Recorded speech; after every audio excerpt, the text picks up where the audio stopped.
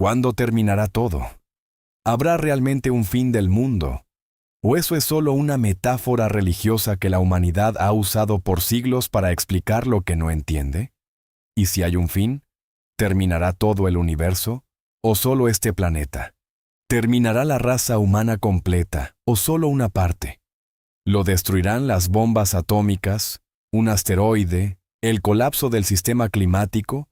¿O será algo completamente diferente a todo lo que la ciencia y la ficción han imaginado? Estas no son preguntas de ciencia ficción. Son preguntas que la Biblia responde con una precisión que desafía siglos de escepticismo, y que la ciencia, paradójicamente, ha ido confirmando punto por punto, sin siempre reconocerlo. Lo que estás a punto de descubrir en este video cambiará para siempre la manera en que ves el tiempo que nos queda. Antes de comenzar, si este contenido está siendo de bendición para tu vida, te invitamos a suscribirte ahora mismo a este canal. Cada suscripción nos permite seguir produciendo enseñanzas bíblicas profundas y gratuitas para que más personas puedan conocer la verdad de la palabra de Dios. Suscríbete, activa la campanita y no te pierdas ninguno de nuestros estudios. Empecemos por ordenar lo que la Biblia realmente enseña, porque hay mucha confusión sobre este tema incluso entre creyentes. El fin del mundo, tal como la Biblia lo describe, no es un evento único que sucede en un solo momento. Es una secuencia de eventos que se desarrollan a lo largo de un período específico, con etapas claramente distinguibles, cada una con sus propias características y su propio propósito dentro del plan divino. La primera etapa de ese proceso es lo que la Biblia llama la Gran Tribulación. El libro de Mateo, capítulo 24, versículos 21 y 22, lo describe con estas palabras: porque habrá entonces gran tribulación, cual no la ha habido desde el principio del mundo hasta ahora, ni la habrá. Y si aquellos días no fuesen acortados, nadie sería salvo, mas por causa de los escogidos, aquellos días serán acortados. 7 años de una intensidad que la historia humana nunca ha conocido. 7 años que el profeta Daniel llama las 70 semanas en su capítulo 9, un periodo profético de una precisión matemática que los estudiosos han analizado por siglos y cuyo cumplimiento literal continúa asombrando a quienes lo examinan con honestidad. Durante esos 7 años de tribulación, el planeta enfrentará desafíos que ya podemos ver comenzando a gestarse en nuestro tiempo. Uno de los más críticos es la crisis del agua. Vivimos en un planeta que tiene la fantástica cantidad de 1.400.000.000.000 de kilómetros cúbicos de agua. Pero la vasta mayoría de esa agua, más del 97%, es agua salada que no podemos consumir. El agua dulce disponible es un porcentaje mínimo, y de ese porcentaje solo una fracción pequeña es accesible para el consumo humano a un costo razonable. Los estudios más serios sobre recursos hídricos mundiales indican que dependemos de aproximadamente 84.000 kilómetros cúbicos, que se renuevan anualmente a través del ciclo hidrológico. Estamos en la cuerda floja. Cualquier desequilibrio significativo en ese ciclo, cualquier alteración mayor del sistema climático, puede desencadenar una crisis de agua dulce de proporciones bíblicas, literalmente. Y la Biblia anticipa exactamente eso. El hambre, la sed, la escasez de recursos básicos son características definitorias de los tiempos de juicio que los profetas describieron siglos antes de que ningún científico hablara de cambio climático o de estrés hídrico. Pero la crisis del agua no será la única presión sobre la humanidad en ese periodo. La Biblia también describe el colapso del sistema económico tal como lo conocemos hoy. Y aquí la profecía y la tecnología contemporánea confluyen de una manera que resulta casi imposible ignorar. El mundo ha pasado por 6 etapas evolutivas en su sistema de intercambio económico. La primera fue el trueque directo de mercancías. La segunda fue la moneda metálica, el oro y la plata. La tercera fueron los documentos de crédito y los cheques. La cuarta fueron las tarjetas de crédito y débito. La quinta es la tarjeta universal. El sistema de pagos digitales centralizado que ya vemos consolidándose a nivel global. Y la sexta, la que la Biblia describe en el Apocalipsis capítulo 13, versículo 16. Es la marca sin la cual nadie podrá comprar ni vender. La tecnología del microchip implantable existe hoy. Ya se utiliza en mascotas para rastrearlas si se pierden. Ya se ha implantado experimentalmente en seres humanos. Ya hay países que han implementado sistemas de identificación biométrica vinculados a transacciones económicas. El camino entre donde estamos hoy y lo que el Apocalipsis describe no es un salto imposible. Es una progresión lógica que la propia industria tecnológica está trazando con sus propias manos. El Apocalipsis 13, versículo 16, dice que esta marca será colocada en la mano derecha o en la frente y que sin ella nadie podrá comprar ni vender. El control económico total. La dependencia absoluta del sistema para acceder a los recursos más básicos. Alimento, medicina, transporte, vivienda. Todo condicionado a la lealtad al sistema del anticristo. Y la advertencia bíblica es inequívoca. Recibir esa marca tiene consecuencias espirituales irreversibles. Por eso la comprensión de los tiempos proféticos no es un ejercicio académico. Es una preparación práctica para decisiones que podrían tener consecuencias eternas. Pero hay algo que muchos predicadores no explican con suficiente claridad, y es esto. La tribulación no es el fin del mundo. El propio Jesús lo dejó establecido en Mateo 24, versículo 6, con estas palabras: pero aún no será el fin. La tribulación es terrible, es el periodo más oscuro de la historia humana, pero no es el punto terminal del plan divino. Después de la tribulación viene el milenio, el reino de Cristo sobre la tierra durante 1000 años. Y solo después de ese milenio, según lo que el libro de Apocalipsis describe en su capítulo 20, viene lo que podríamos llamar el verdadero fin del orden actual. Apocalipsis capítulo 20, versículo 11, lo describe así: y vi un gran trono blanco y al que estaba sentado en él, de delante del cual huyeron la tierra y el cielo, y ningún lugar se encontró para ellos. Ese es el momento final. Delante de la presencia de Cristo en el trono blanco, la tierra y el cielo tal como los conocemos desaparecen.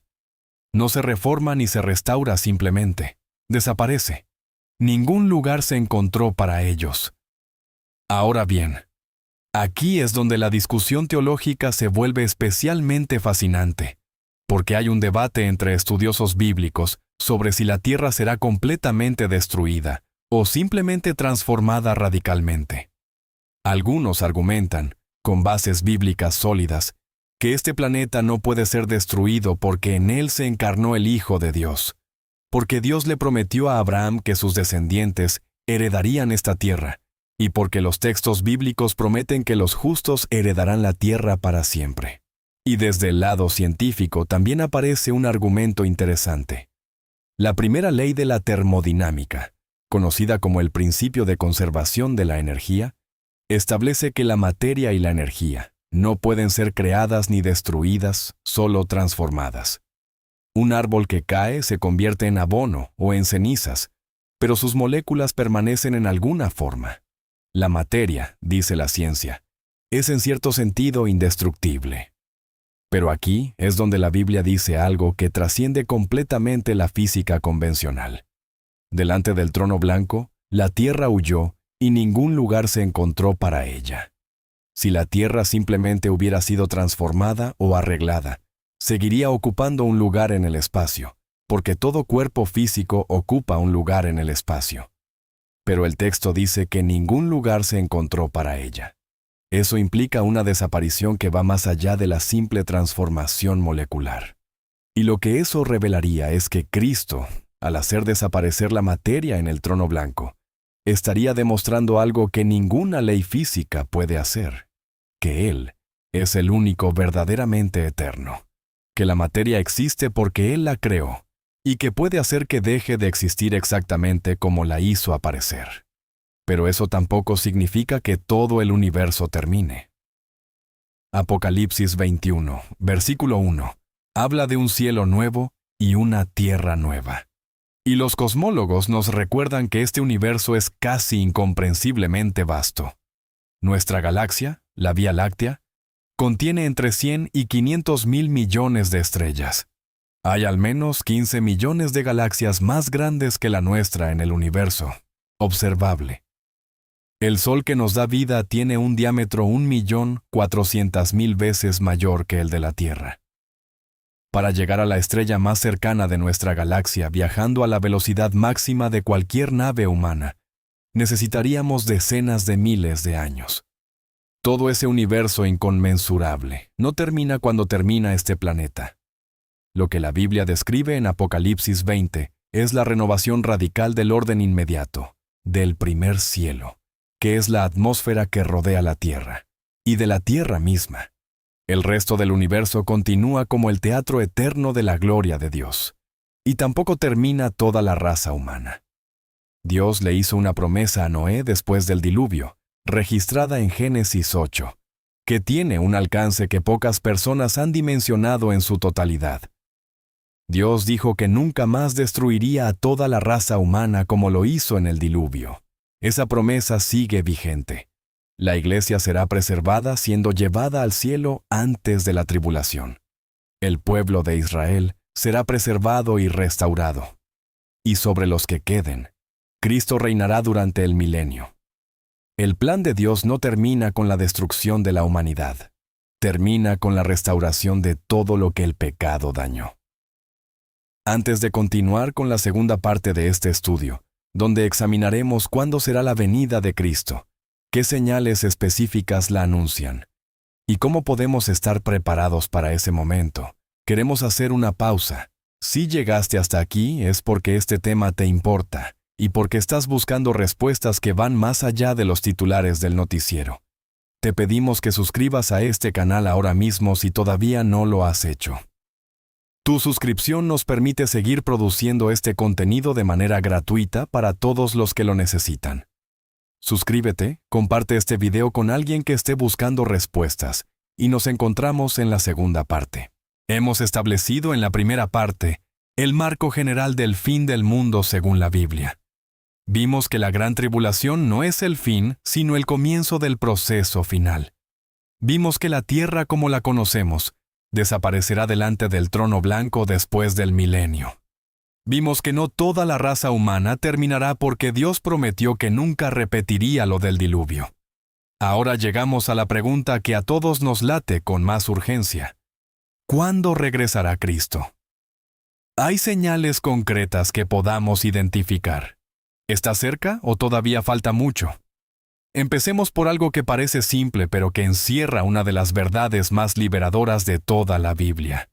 Hay personas que citan Marcos 13, versículo 32, o Mateo 24, versículo 36, para decir que nadie puede saber nada sobre los tiempos finales porque el propio Jesús dijo que ni los ángeles ni el Hijo conocen el día ni la hora, sino solo el Padre. Y concluyen de ahí que cualquier análisis profético es inútil o presuntuoso. Pero esa conclusión ignora algo fundamental.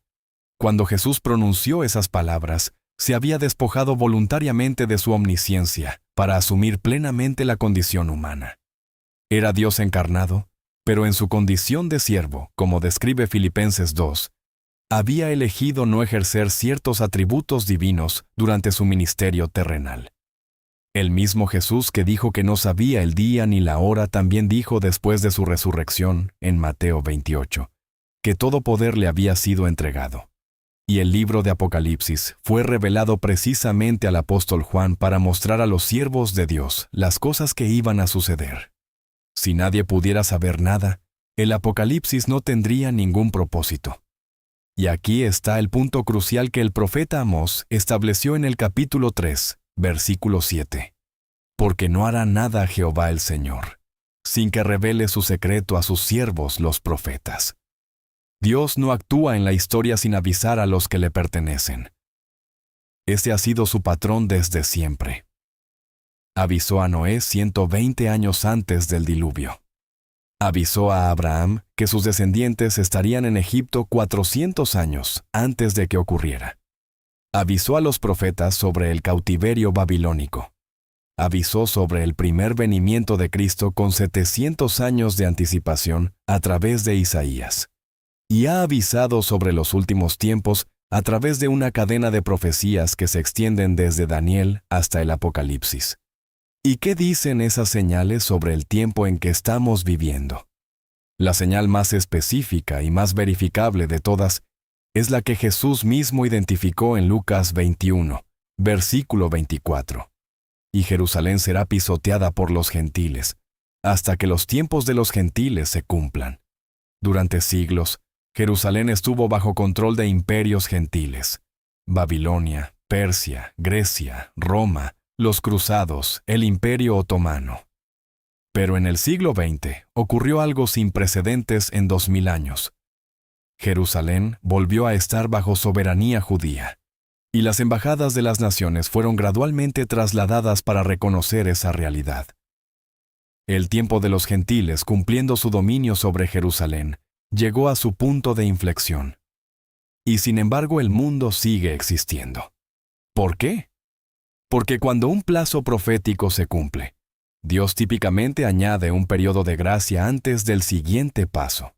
Lo hizo con Israel en Egipto. La profecía a Abraham hablaba de 400 años, pero el texto del Éxodo registra 430. 30 años de diferencia que representan gracia adicional. Lo hizo antes del diluvio. Cuando Noé terminó el arca y entró con su familia, Dios no mandó el agua de inmediato. Esperó 7 días más. 7 días de gracia en que la puerta del arca seguía abierta para cualquiera que quisiera entrar.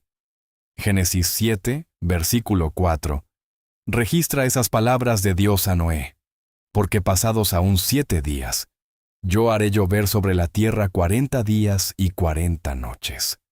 7 días de gracia. Y Mateo 24, versículo 37, conecta explícitamente los días de Noé con el tiempo de la venida del Hijo del Hombre. Mas como en los días de Noé, así será la venida del Hijo del Hombre. El patrón se repite: hay un aviso, hay un periodo de gracia, y luego el evento. Y precisamente eso es lo que la parábola de las 10 vírgenes en Mateo 25 nos muestra con detalles que resultan casi cinematográficos. A la medianoche se oyó un clamor: aquí viene el esposo, salid a recibirle. Hubo un aviso. No fue una llegada silenciosa y sin anuncio. Hubo una proclamación audible que despertó a todas las vírgenes.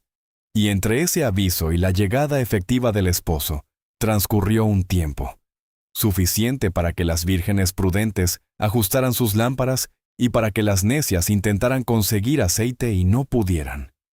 La venida del Señor tendrá un aviso previo. La pregunta no es si habrá aviso.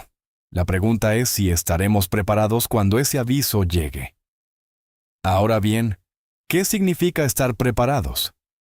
El mismo texto nos lo dice con claridad. Las vírgenes prudentes tenían aceite en sus vasijas, además de en sus lámparas. No dependían de una llama que se apagara en el primer viento. Tenían reservas. Tenían profundidad. Y esa preparación no era algo que se pudiera obtener en el último momento ni transferir de una persona a otra. Las vírgenes prudentes no podían compartir su aceite porque si lo compartían, sus propias lámparas se apagaban. La preparación espiritual genuina no es transferible. Es personal, es profunda y se construye en el tiempo cotidiano de la devoción, la obediencia y la fidelidad. Para aquellos que no estén preparados, la venida del Señor llegará como un ladrón en la noche, exactamente como describe 1 Tesalonicenses, capítulo 5. Pero ese mismo pasaje, en los versículos 4 y 5, deja algo extraordinariamente claro. Mas vosotros, hermanos, no estáis en tinieblas, para que aquel día os sorprenda como ladrón. Vosotros sois hijos de luz. Para los que viven en la luz de la palabra, en la obediencia genuina, en la preparación diaria, ese día no será una sorpresa, sino una culminación esperada. Será el momento en que todo lo que se creyó sin ver, finalmente se ve. Y el escenario del rapto, el momento en que la iglesia sea llevada al encuentro del Señor en el aire. Según describe 1 Tesalonicenses 4:17. Será un evento que el mundo no comprenderá, pero que no podrá ignorar. Personas que desaparecen sin dejar rastro. Familias que van a buscar a sus seres queridos y no los encuentran. Asientos vacíos, cunas vacías. Y el mundo buscará explicaciones racionales, científicas, políticas para lo que habrá ocurrido. Hablarán de fenómenos atmosféricos, hablarán de radiación, hablarán de teorías que suenen científicas para no tener que aceptar lo que realmente habrá sucedido. El profeta Elías subió al cielo y su manto cayó. Jesús resucitó y la ropa quedó en la tumba. Así también en el rapto. Lo que pertenece a esta dimensión física quedará, y lo que pertenece al espíritu será transformado y trasladado. Será un evento sin precedentes en escala, un rapto colectivo de millones de personas en un instante. Y la conmoción que producirá en el mundo que se quede atrás será el catalizador perfecto para que el sistema del anticristo se presente como la solución al caos. Porque inmediatamente después del rapto comenzará el período de 7 años de tribulación. Y en ese período, todo lo que hoy parece estable, el orden político, el sistema económico, la estructura social, se sacudirá hasta los cimientos. El anticristo se presentará como el líder que tiene las respuestas, el hombre que puede restaurar el orden, el que puede unificar las naciones y resolver las crisis. Y la marca de la bestia será la herramienta de control que consolidará su poder sobre toda la economía mundial. Por eso la iglesia genuina no pasará por esa tribulación, no porque sus miembros sean perfectos, sino porque el propósito de esa tribulación no es para la iglesia. Es el tiempo del juicio sobre las naciones y la restauración del pueblo de Israel. La iglesia habrá sido llevada antes de que ese proceso comience. Exactamente como Lot fue sacado de Sodoma, antes de que el fuego cayera. Exactamente como Noé fue sellado en el arca, antes de que las aguas comenzaran a subir. Y aquí está el peso real de todo lo que hemos estudiado esta noche. Si estamos en un período de gracia, si estamos en los minutos de descuento del partido profético, si los 7 días de misericordia del patrón de Noé están corriendo, entonces cada día que pasa sin preparación es un día que no se puede recuperar. Cada momento de tibieza, cada semana de ausencia, cada año de vivir como si el regreso de Cristo fuera algo abstracto y lejano, es tiempo que la gracia está cubriendo y que nosotros estamos desperdiciando. La llamada no es al miedo. La llamada es a la urgencia que nace de la comprensión. Urgencia para consolidar la propia fe. Urgencia para llevar el mensaje a los que todavía no lo han escuchado. Urgencia para restaurar relaciones rotas con Dios y con las personas. Urgencia para hacer lo que sería negligente dejar sin hacer, si supiéramos que el aviso de medianoche podría sonar en cualquier momento. El Salmo 91 dice: El que habita al abrigo del Altísimo, morará bajo la sombra del Omnipotente. No el que visita, no el que aparece ocasionalmente, el que habita, el que vive ahí, el que ha hecho de esa presencia su residencia permanente. Ese es el que estará seguro cuando todo lo que el mundo consideraba sólido comience a temblar. Amigos que nos han acompañado en este estudio, hemos cubierto un terreno enorme esta noche. Hemos visto que el fin del mundo, según la Biblia, es un proceso con etapas específicas, no un evento único e instantáneo. Hemos visto que este planeta terminará en el trono blanco después del milenio, pero que el universo continúa y que la raza humana no termina completamente. Hemos visto que hay señales concretas que la Biblia identificó siglos antes de que ocurrieran, y que esas señales están cumpliéndose ante nuestros ojos. Y hemos visto que la pregunta más urgente no es cuándo exactamente, sino si estamos preparados cuando llegue el aviso.